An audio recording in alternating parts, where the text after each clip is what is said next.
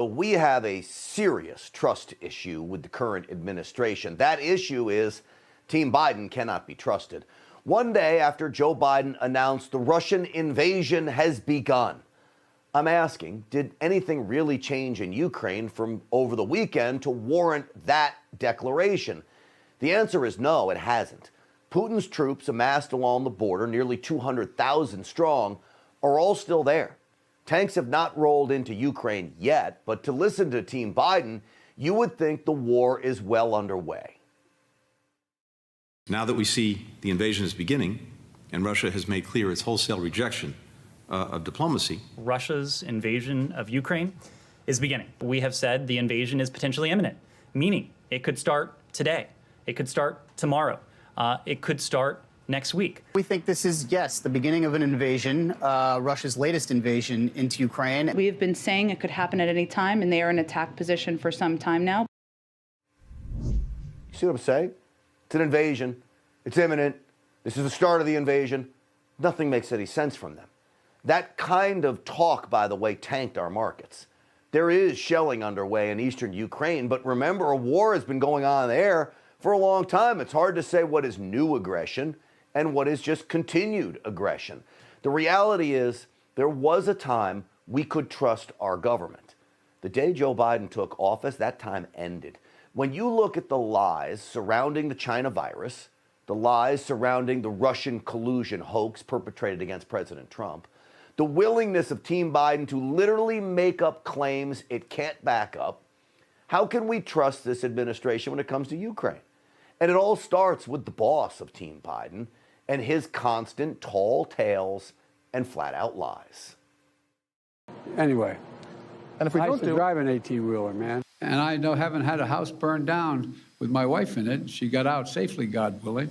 But having a significant portion of it burned. Corn Pop was a bad dude, and he ran a bunch of bad boys. He was up on the board, wouldn't listen to me. I said, hey, Esther, you, off the board, or I'll come up and drag you off.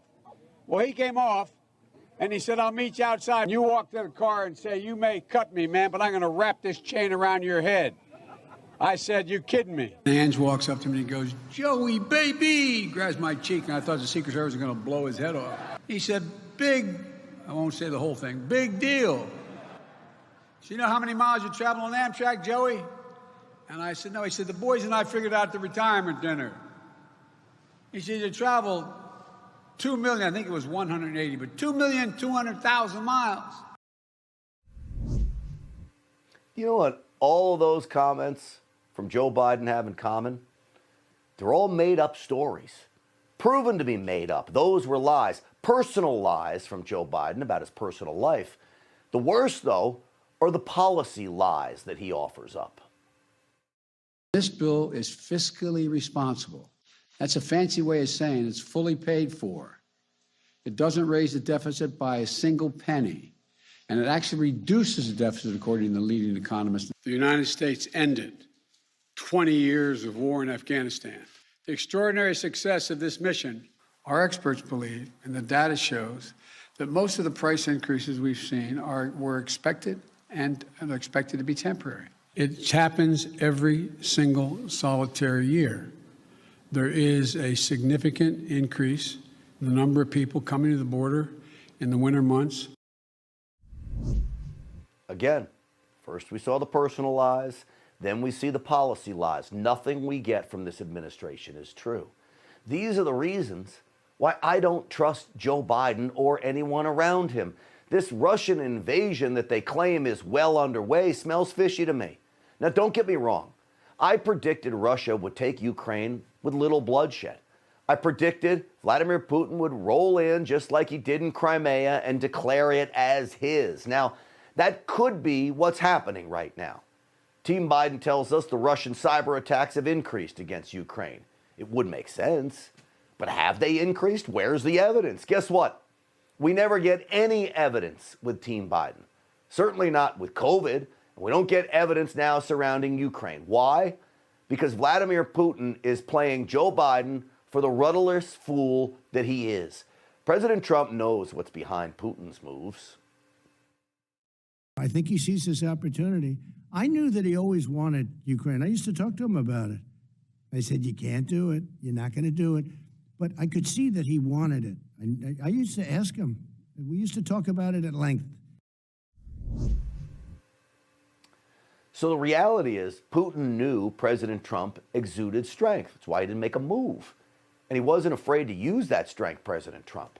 Putin knew that too. But now Putin knows U.S. military strength is off the table. Not hard to figure out, by the way, because Joe Biden just flat out tells him so. These are totally defensive moves on our part. We have no intention of fighting Russia. So Putin is now saying it's independent, a large section of Ukraine. I said, how smart is that? And he's going to go in and be a peacekeeper. That's the strongest peace force. We could use that on our southern border. That's the strongest peace force I've ever seen. There were more Army tanks than I've ever seen. They're going to keep peace all right. No, but think of it. Here's a guy who's very savvy. Very savvy, Vladimir Putin, he says. President Trump just declared what I've been saying all week, that Putin is sly as a fox. That's absolute truth. It's fact. He is far smarter than Joe Biden. But of course, the president calling Vladimir Putin savvy set the mainstream media off today. Republicans are blasting President Biden for being too weak on Russia, but the de facto leader of their party, get this, is spending his time praising Vladimir Putin. President Trump, during his 4 years, said and did a number of things that laid the groundwork for encouraging Putin to take the bold risks that he's taken. You know who seems to be so much more impressed by Putin's moves on this. That is the dumbest remark, and a lot of people in the GOP right now are buying this lie. There is blood on President Trump's hands. There is blood on the key Republican support, their hands also. You want to talk about blood on people's hands? Joe Biden and Team Biden have blood on their hands. You can go all the way back through their COVID response. President Trump's 100% right. Vladimir Putin is running circles around Joe Biden. Anybody with a brain can see that. Look at what's happening. Putin right now is winning. The media is simply covering up for Joe Biden's weakness that can no longer be disguised, just as his lies can no longer be believed.